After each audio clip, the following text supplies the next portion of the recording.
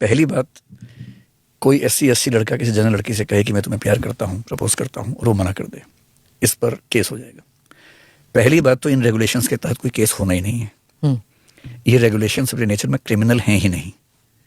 ये केवल within the university, within the college campus एक डिस्प्यूट रिड्रेसल का तरीका है। There is nothing link to criminal in this. केवल एक जगह लिखा हुआ है इक्विटी कमेटी के बारे में कि मान लो किसी ने कंप्लेंट की, और कंप्लेंट कैसे की, इक्विटी हेल्पलाइन पे फोन करके कंप्लेंट कर दी। अब कंप्लेंट आई, अगर कंप्लेंट में कुछ ऐसा है जो किसी क्राइम की परिभाषा में आता है, then it will be the duty of equity committee to send the information to the police. और ये इसमें क्या हर रेगुलेशन में होता है।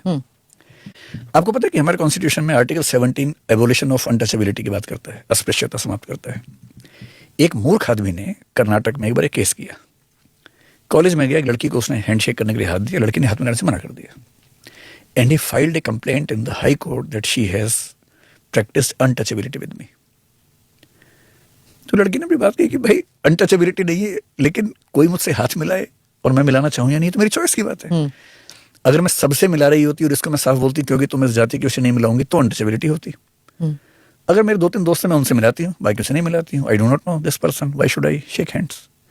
तो हाई कोर्ट ने समझाया कि untouchability is not just the act of not touching someone, it has to have the intention of discrimination.